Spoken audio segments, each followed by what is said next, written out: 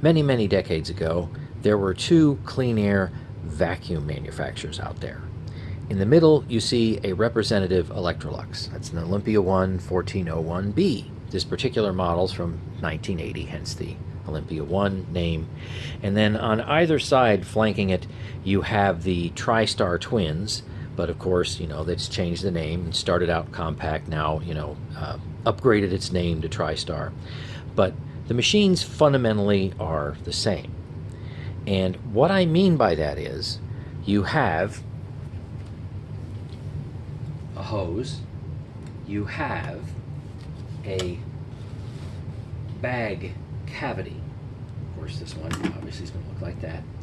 And then you have a motor. And then way back, almost off screen here, you have an exhaust port. So same thing with the Electrolux. You have a hose, goes into a bag cavity, goes into a motor about here, and then the exhaust ports are on either side. So what's been the difference? Certainly around the 1980s, but I know it goes back farther than that. What's been the difference between these two machines? So Electrolux, in their infinite wisdom, has said, we use one filter, the bag, and one filter only. There's no pre-motor filter in here, although I realize somebody could put one in if you wanted to, and there's no post-motor filter, so the exhaust just flies right out of here. So you have compact TriStar. And what did they do? They said, well, you know what? I realize it's also changed throughout history, but in more recent years, they decided, you know what? Electrolux uses one filter. That means they can sell one bag, right, per usage. We want to do 3 filters because we want to sell you 3 filters. So what do? Well, so you can have a pre-motor filter like this, goes inside. You can have, we'll call this really an outer bag. And then, I know, this will simulate an inner bag, a single ply paper inner bag, although I realize you can put other bags in here. So I didn't actually have the little cruddy single ply bag that I was using before, but this will simulate a single ply bag as it's just a single tube of paper. So one filter, machines reliable, last for decades. 3 filters, machines reliable, last for decades. So there's been a giant brouhaha on Vacuum Land, and to a much lesser extent on my YouTube channel, about how on earth, or maybe why on earth, I would ever suggest running a TriStar like an Electrolux. How on earth could you simply just use one filter? How could you just take these 2 filters that TriStar desperately wants you to use and pay for and just toss them? How could you possibly recommend that? You're going to destroy the machine. The machine is going to be dying in droves. Well, how did Electrolux manage to get by doing the same exact thing? Because these 2 machines operate in a very, very similar manner.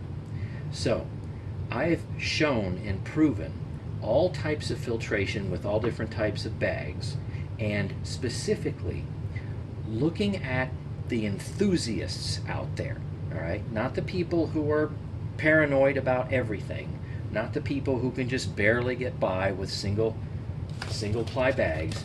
I'm talking about people who actually want to upgrade their system from a CFM standpoint and a filtration standpoint in going to just one single HEPA Vacuum America Clean, or maybe other brands if they ever come out with anything that H10, one HEPA filter bag, and not using anything else in here.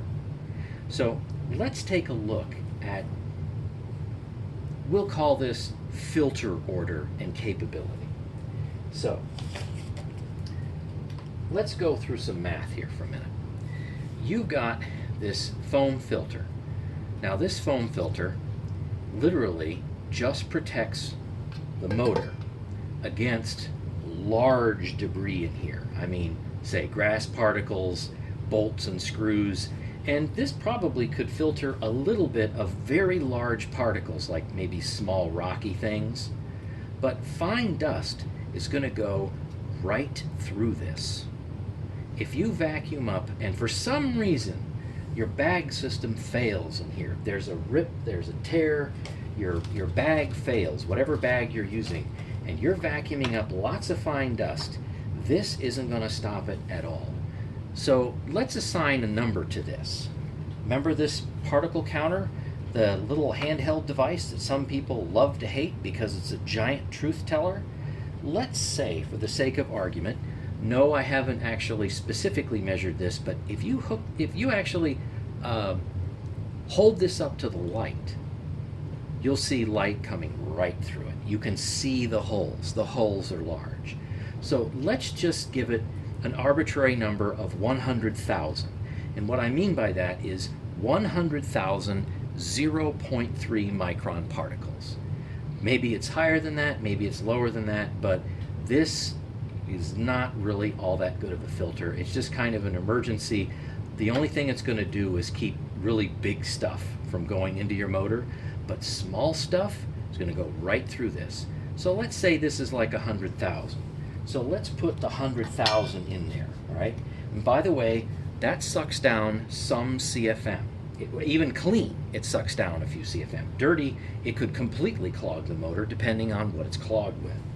So now let's go ahead and put in a bag that I measured and was pleasantly surprised it does a pretty good job. So this right here is the, what is it, allergen and high filtration bag. This does a nice job.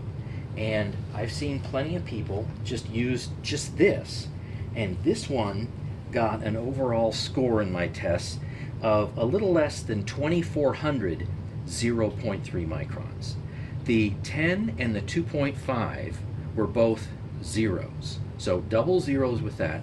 And the 0.3 micron was actually very good considering, I mean, I don't know exactly how old this bag is, but this one does a pretty good job. So, okay, this makes some kind of sense.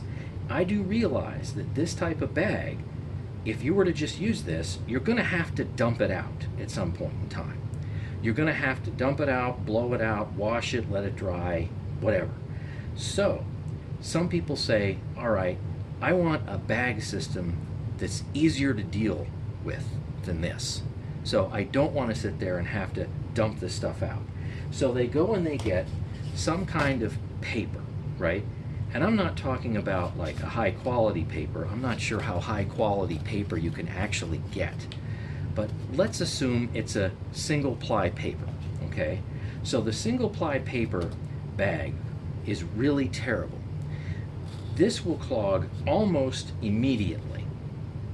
And you're going to lose airflow. It's going to drop like a stone. If you want to take a look at my Sanitaire, and I can't remember if it was the SC888 or 8899, with the F&G bags, I think it dropped like 50 or 60 CFM, maybe even a little bit more, and the bag was just partially full. And it was a single ply paper bag. So if you want to get maximum performance and you consider yourself an enthusiast, a single ply paper bag is awful to use. I understand it adds convenience. You drop it in, you fill up the bag, and then you can just take it and you can just toss it. And then this bag here will stay fairly clean for the most part. So I get it, I understand. Oh, geez, as a side note. Okay, so this guy right here, this, what do you want to call this, shirt material? This bag was pretty bad. This old type of fleecy bag here with the handle or whatever material you'd like to call this. Honestly, it just looks like pants or shirt material to me. This one got like 30,000 0.3 microns. It's just really terrible. These days, if this is the only thing you have, well, feel free to use it, but there's so much better than this. Get one of these. I mean, do yourself a favor. save your machine's motor, get some better airflow, cleaning power, and filtration. Don't use this old one anymore. I mean, it's just so bad considering what we have available today, right? I mean, think about an upgrade. So, back to our main story. At least, I suppose, with using this type of a setup, you have something from a filtration standpoint that is somewhat in an order of worst to best or best to worst, depending on what order you're going in. This right here is going to filter terribly, and it's going to clog. CFM is going to go down. So this is going to be a very poor substitute to use in here. And then this will do a great job. And this in here, the pre-motor filter, is pretty useless, except for like in the event of some colossal failure of everything, but it still isn't going to deal with small particles in any way, shape, or form. Everything just goes right through this thing, except really huge particles. So, had some people absolutely bust a gasket, especially on vacuum land, where you could use one of these Vacuum America clean bags, fully H10, 0.3 microns is a little over 500. This is a really nice bag, and as far as I'm aware of, this is the highest end filtration you can actually get for compact TriStars or Patriots, as long as that's the same kind of fit. So I don't have a Patriot here, so I can't guarantee anything. But it makes no sense whatsoever to go and put in a very, very high filtration bag and then put a fundamentally worse bag around it. So a situation that's like this is honestly one of the dumbest things in the world. It's a waste. This is filtering to say, we'll just round it, 500 some odd particles, and everything else is great. This no longer serves a purpose, okay? And people say, oh, wait a minute, what about rigidity? This bag won't be stable in there. Well, I made a video showing that it was, and I can probably even do it again here if the need arises. But putting a superior filter bag in an inferior filter bag is wasting your time. So the only purpose that this would really serve is to just, I guess, take care of the extreme emergency, which is the 1 in a billion chance that somehow this develops some kind of hole or tear. So for those of you that are really paranoid and have to run filters inside of filters, inside in filters, or you could say in front of filters, then maybe that's what you need to do. But just remember, do not forget, Electrolux for decades, one filter, just one. And the machine survived. And so did we as a population with no exhaust filtration. You know, I think there's an old saying, those who forget history are condemned to repeat it. So don't forget that. So you can go and take all these filters out. I know this is leading up, it's a really long wind up into this. So you can put, you see this bag here is very, very used. I've blown it out a few times. See, the inside isn't even white anymore. The outside is in great shape. And look at the cardboard collar. See how that's, cracked and whatnot? Now that doesn't mean that it's going to leak, because look what's on the other side of it, right? You have the stitching and the cloth. See that? That's going to make your seal. The cardboard adds rigidity, but by the way, I don't know that I'd necessarily, use something that's this beat up. And I don't think that most people would use their filters this much to where it would get cracked. So here's a nice new one. See how wonderful the cardboard surround is? Yeah, this is just fine. So you go and you put a bag in here, right? And we had some people go, where on earth did you get the rubber ring from? Well, in a video that they actually missed, it came off of this right here. So this rubber ring, right, is the exact factory seal that normally would fit on this bag. and it fits right here just fine. Now, in one video I did earlier, I flubbed the installation of it, and I decided to leave it in because I do these things live. I try to do everything in one take, for better for worse. And sometimes I leave in some funny edits. Most of the time I edit some stuff out, but this actually does fit. It's okay. So you just kind of like this, a little like this, there. It's fine, watch. There, see? Fine, perfectly fine. And I've used this machine for many hours. I've used it for a whole house cleaning, weighed results, blah, blah, blah, and everything stays completely put. If you're really worried, and again, I did a video with this about this bag somehow sucking into the motor, ain't gonna happen. The motor literally is all the way over here, and the edge of the bag's all the way over here.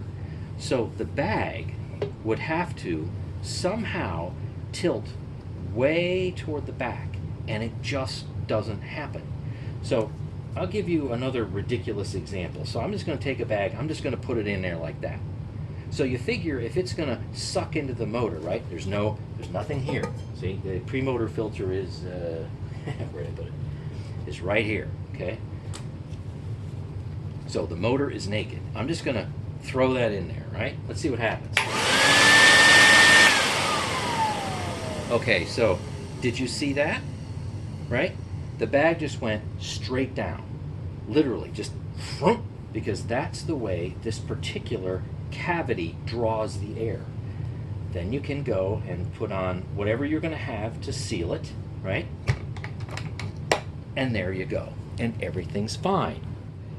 Trying to give you some other sealing options should you consider this method.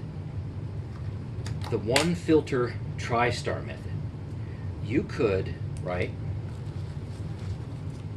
And I've done this a little bit. See this here? You have rubber cement. And I actually took this, oh, I don't know, probably a month ago or something. And I put a very, very, very light coating all the way around here. Just this inner lip right here. Very light coating. And then I let it set up for, I don't know, 5 minutes or so. Try to let it dry. And then, you know what kind of an effect it has? Since the cloth right here, right, loves something a little sticky on it, it'll hold it down. So when I put the bag in, right, it literally, essentially, partially affixes itself right on this ledge. It doesn't go anywhere. It doesn't fall into the machine. So it makes it possibly a little less awkward. And then all you got to worry about is some type of sealing ring, and then it will really stay solid. So that's an additional aspect. Also, you could use some type of weather stripping. Now, this is the same weather stripping I use in my airflow box, my wooden airflow box, to actually seal vacuums. What's so nice about it is weather stripping has the properties where when you squeeze it, it literally seals. I mean, that's the point of it. So it does a great job. So you could put in some type of sealant, weather stripping, bead of whatever it is, either around here or around here, depending what you feel most comfortable with. And then you could simply put the bag in and not worry about some type of sealing ring or some other type of device that would actually raise the height of this up a little bit so that the clamp will actually work with the proper clamping force. Because otherwise what happens is you use something that doesn't fit, and here I'll just show you something that can't work right. So I put this down here, and then the clamp simply, it doesn't clamp. So there's lots of different options, and I'm sure with a little imagination, you could even come up with other options. But the bottom line is, okay, you can just put in a plain old HEPA bag. See? It does not suck in, there's no problem, and there's not going to be any leaks. I have done both suction, airflow, and full particle tests with this machine set up exactly this way. Zero issues. None. So if you care to, as an enthusiast, and I assume that most of you watching my channel would consider yourselves enthusiasts, this is a perfectly viable option. Don't forget that this is what Electrolux did for decades. I know the bag compartments are different, but these are the same general type of machines. I know one comment in that vacuum land thread. Particular user said you must use all 4 filters. Okay, this is not a filter. All right, yeah, you say, well, it's this little filter material. This material is even more useless than what this is. They put this in here as, well, you know what, to probably keep people from poking stuff through these little slats right here, like maybe a kid coming and trying to put like a quarter or a nickel through here. This doesn't provide any appreciable filtration. And just like the Electrolux, when you open up the exhaust blower, okay, that's just essentially, I hope you can see that, right. This is essentially completely naked. This is a direct connection to the output of the motor. So is this. So automatically, that particular person who insists, the manual says all 4 filters have to be used, whether you have this on the exhaust or you have one of the HEPA filters, well, then what do you say when somebody wants to actually go and hook up, right, a hose to the exhaust port and use it as a blower?